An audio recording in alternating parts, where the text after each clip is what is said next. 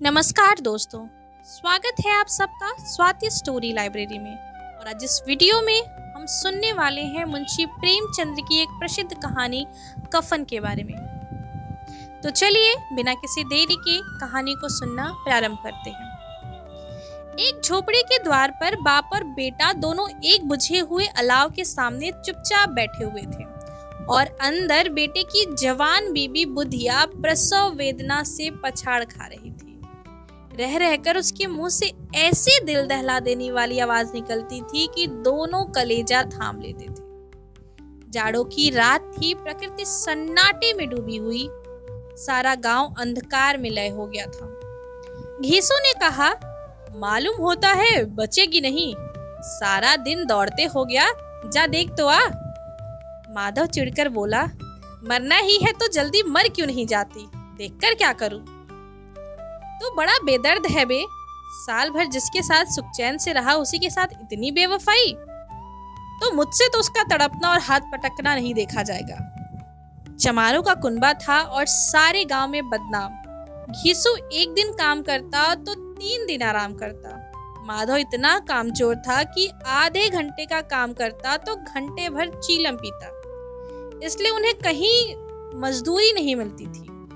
घर में मुट्ठी भर भी अनाज मौजूद हो तो उनके लिए काम करने की कसम थी।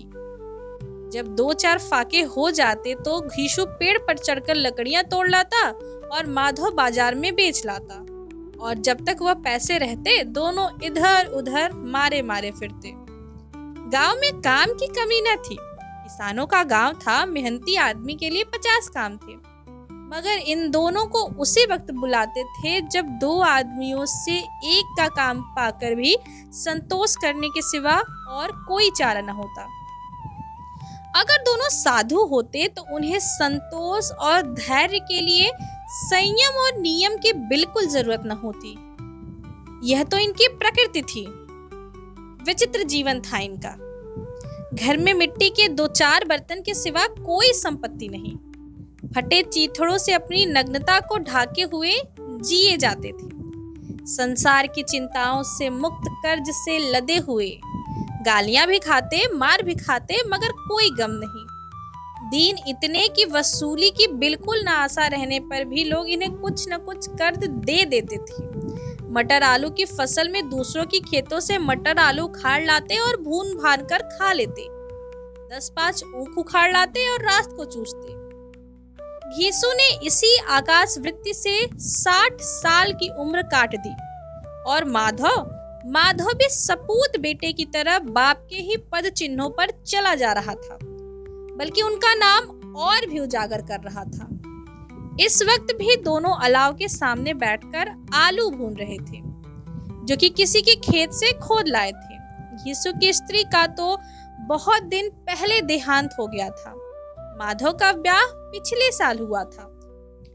जब से ये औरत आई थी उसने इस खानदान में व्यवस्था की नींव डाली थी, और इन दोनों बेगैरतों का दोजक भरती रहती थी। जब से वह आई ये दोनों और भी आलसी और आलाम तलब हो गए थे, बल्कि कुछ अकड़ने भी लगे थे। कोई कार्य करने को बुलाता तो निर्व्याज भाव से दुगुनी मजदूरी मांगते। वही औरत आज प्रसव वेदना से मर रही थी, और यह दोनों इसी इंतजार में थे कि वह मर जाए तो आराम से सोएं। घीसू ने आलू निकालकर छीलते हुए कहा, जाकर देख तो क्या दशा है उसकी। चुड़ैल का फिसाद होगा और क्या, यहाँ तो ओझा भी 1 रुपए मांगता है। माधव को भय था कि वह कोठरी में गया तो घीसू आलूओं का बड़ा भाग साफ कर देगा। बोला, मुझे वहां जाते डर लगता है। डर किस बात का है, मैं तो यहाँ हूँ ही, तुम ही जाकर देखो ना। मेरी औरत जब मरी थी तो मैं 3 दिन तक उसके पास से हिला तक नहीं था, और फिर मुझसे लजाएगी नहीं क्या। जिसका मुंह नहीं देखा आज उसका उधड़ा बदन देखूं, उसे तन की सुध भी न होगी। मुझे देख लेगी तो खुलकर हाथ पांव ही न पटक सकेगी। मैं सोचता हूँ कोई बाल बच्चा हो गया तो क्या होगा। सोंठ गुड़ तेल कुछ भी तो नहीं है घर में। सब कुछ आ जाएगा भगवान दे तो। जो लोग आज अभी 1 पैसा नहीं दे रहे हैं वे ही कल बुला बुला कर रुपए देंगे। मेरे 9 लड़के हुए, घर में कभी कुछ न था, मगर भगवान ने किसी न किसी तरह बेड़ा पार ही लगाया। जिस समाज में रात दिन मेहनत करने वालों की हालत उनकी हालत से कुछ ज्यादा अच्छी न थी, और किसानों के मुकाबले में वे लोग जो किसानों की दुर्बलता से लाभ उठाना जानते थे, कहीं ज्यादा संपन्न थे। वहां इस प्रकार की मनोवृत्ति का पैदा हो जाना कोई अचरज की बात न थी। हम तो कहेंगे घीसू किसानों से कहीं ज्यादा विचारवान था, और किसानों के विचार शून्य समूह में शामिल होने के बदले बैठकबाजों की मंडली में जा मिला था। हाँ, उसमें ये शक्ति नहीं थी कि बैठकबाजों के नियम और नीति का पालन करता, इसलिए जहां उसकी मंडली के और लोग गांव के सरगना और मुखिया बने थे, उस पर सारा गांव उंगली उठाता था। फिर भी उसे यह तस्कीन तो थी ही कि अगर वह फटे हाल है तो कम से कम उसे किसानों के जैसी जी तोड़ मेहनत तो नहीं करनी पड़ती, और उसकी सरलता और निरीहता से दूसरे लोग बेजा फायदा तो नहीं उठाते।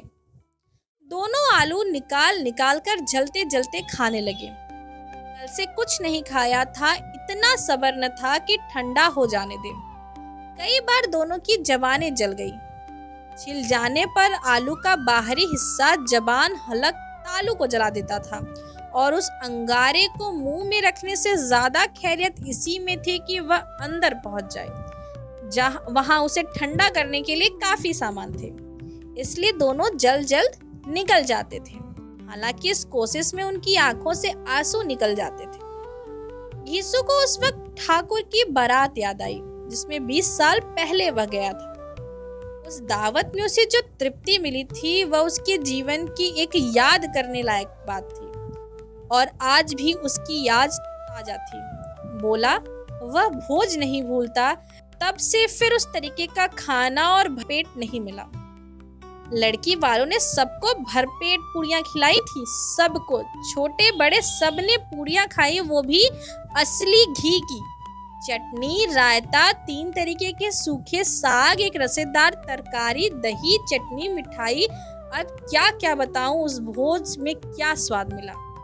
कोई रोक टोक नहीं, जो चीज चाहो मांगो, जितना चाहो खाओ। लोगों ने ऐसा खाया कि किसी से पानी न पिया गया, मगर परोसने वाले कि पत्तल में गरम गरम गोल गोल सुवासित कचौरियां डाल देते थे। मना करते हैं कि नहीं चाहिए, पत्तल पर हाथ रोके हुए हैं, मगर वह है कि दिए जाते हैं। और जब सबने मुंह धो लिया तो पान इलायची भी मिली, मगर मुझे पान लेने की कहाँ सुध थी। खड़ा हुआ न जाता था, चटपट खाकर अपने कंबर पर लेट गया। ऐसा दिल दरियाव था वह ठाकुर।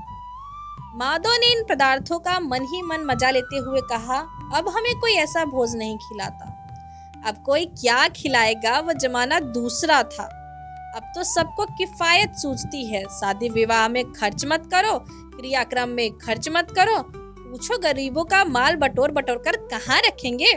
बटोरने में तो कोई कमी नहीं है, हाँ खर्च करने में किफायत सूझती है। तुमने 20 पूड़ियां तो खाई होंगी, 20 से ज्यादा ही खाई है। मैं तो 50 खा जाता, 50 से कम मैंने भी न खाई होंगी। अच्छा, पक्का था, तू तो मेरा आधा भी नहीं है।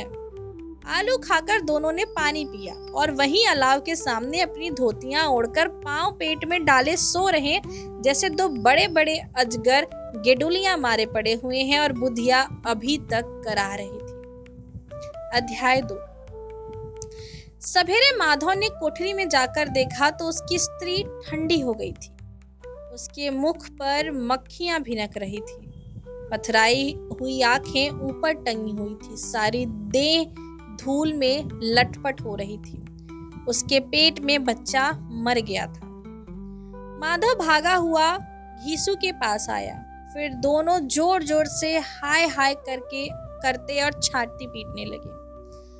पड़ोस वालों ने यह रोना धोना सुना तो दौड़े हुए आए और पुरानी मर्यादा के अनुसार इन अभागों को समझाने लगे, मगर ज्यादा रोने पीटने का अवसर न था। कफन की और लकड़ी की फिक्र करनी थी। घर में तो पैसा इस तरफ गायब था जैसे चील के घोंसले में से मांस। बाप बेटे रोते हुए गांव के जमींदार के पास गए। वह इन दोनों की सूरत से नफरत करते थे, कई बार इन्हें अपने हाथों से पीट चुके थे। चोरी करने के लिए, वादे पर काम न आने के लिए। पूछा, क्या है बे घिसुआ, रोता क्यों है? अब तो तू कहीं दिखलाई भी नहीं देता, मालूम होता है इस गांव में रहना ही नहीं चाहता। घीसू ने जमीन पर सिर रखकर आंखों में आंसू भरे हुए कहा, सरकार बड़ी विपत्ति में हूँ। माधव की घरवाली रात को गुजर गई। रात भर तड़पती रही सरकार, हम दोनों उसके सिरहाने बैठे रहे। दवा दारू जो हो सका सब कुछ किया, खुदा वह हमें दगा दे गई। कोई एक रोटी देने वाला भी न रहा मालिक, तबाह हो गए, घर उजड़ गया। आपका गुलाम हूँ, अब आपके सिवा कौन उसकी मिट्टी पार लगाएगा? हमारे हाथ में तो जो कुछ था वो सब उसकी दवा दारू में उठ गया। सरकार की ही दया होगी तो उसकी मिट्टी उठेगी, आपके सिवा किसके द्वार पर जाऊं? जमींदार साहब दयालु थे, मगर घीसू पर दया करना काले कंबल पर रंग चढ़ाना था। जी में तो आया तो कह दे, चल दूर हो यहाँ से, तो बुलाने से भी नहीं आता, आज जब गरज पड़ी तो आकर खुशामद कर रहा है, हरामखोर कहीं का बदमाश। लेकिन यह क्रोध या दंड देने का अवसर न था। जी में कुड़ते हुए 2 रुपए निकालकर फेंक दिए, मगर सांत्वना का एक शब्द भी मुंह से न निकला। उसकी तरफ ताका तक नहीं, जैसे सिर का बोझ उतारा हो। जब जमींदार साहब ने 2 रुपए दिए तो गांव के बनिए महाजनों को इनकार का साहस कैसे होता? घीसू जमींदार के नाम का ढिंढोरा भी पीटना खूब जानता था। किसी ने 2 आने दिए, किसी ने 4 आने। 1 घंटे में घीसू के पास 5 रुपए की अच्छी रकम जमा हो गई। कहीं से अनाज मिल गया, कहीं से लकड़ी, और दोपहर को घीसू और माधव बाजार से कफन लाने चले। इधर लोग बांस काटने लगे। गांव की नर्म दिल स्त्रियां आकर लाख देखती और उसकी बेबसी पर 2 बूंद आंसू गिराकर चली जाती। अध्याय 3। बाजार में पहुंचकर घीसू बोला, लकड़ी तो उसे जलाने भर को मिल ही गई है, क्यों माधव? माधव बोला, हाँ लकड़ी तो बहुत है, अब कफन चाहिए। तो चलो कोई हल्का सा कफन ले लें। हाँ और क्या, लाश उठते उठते रात हो जाएगी, रात को कफन कौन देखता है? ऐसा बुरा रिवाज है, उसे जीते जी तन ढाकने को चिथड़ा भी न मिले, उसे मरने पर नया कफन चाहिए। कफन लाश के साथ जल ही तो जाता है, और क्या रखा रहता है। यहाँ 5 रुपए पहले मिलते तो कुछ दवा दारू कर लेते। दोनों एक दूसरे के मन की बात ताड़ रहे थे। बाजार में इधर उधर घूमते रहे, कभी इस बाजार की दुकान पर गए, कभी उसकी दुकान पर। तरह तरह के कपड़े, रेशमी और सूती देखे, मगर कुछ जचा नहीं। यहाँ तक कि शाम हो गई। तब दोनों को न जाने किस दैवी प्रेरणा से एक मधुशाला के सामने जा पहुंचे और जैसे किसी पूर्व निश्चित व्यवस्था से अंदर चले गए। वहां जरा देर तक दोनों असमंजस में खड़े रहे। फिर घीसू ने गद्दी के सामने जाकर कहा, साहू जी 1 बोतल हमें भी देना। इसके बाद कुछ चिखौना आया, तली हुई मछली आई। दोनों बरामदे में बैठकर शांति पूर्वक पीने लगे। कई कुज्जियां ताबड़तोड़ पीने के बाद दोनों सरूर में आ गए। घीसू बोला, कफन लगाने से क्या मिलता है, आखिर जल ही तो जाता है, कुछ बहू के साथ तो न जाता। माधव आसमान की तरफ देखकर बोला, मानो देवताओं को अपनी निष्पापता का साक्षी बना रहा हो। दुनिया का दस्तूर है, नहीं लोग ब्राह्मणों को हजारों रुपए दे देते हैं, कौन देखता है परलोक में मिलता है या नहीं। बड़े आदमियों के पास धन है, फूके, हमारे पास फूकने को क्या है। लेकिन लोगों को जवाब क्या दोगे? लोग पूछेंगे नहीं कफन कहाँ है। घीसू हंसा, अबे कह देंगे कि रुपए कमर से खिसक गए, बहुत ढूंढा मिले ही नहीं। लोगों को विश्वास न आएगा, लेकिन फिर वही रुपए देंगे। माधव भी हंसा। इन अनपेक्षित सौभाग्य पर बोला, बड़ी अच्छी थी बेचारी, मरी तो खूब खिला पिलाकर, आधी बोतल से ज्यादा उड़ गई। घीसू ने 2 सेर पूड़ियां मंगाई, चटनी, अचार, कलेजियां। सराफ खाने के सामने ही दुकान थी।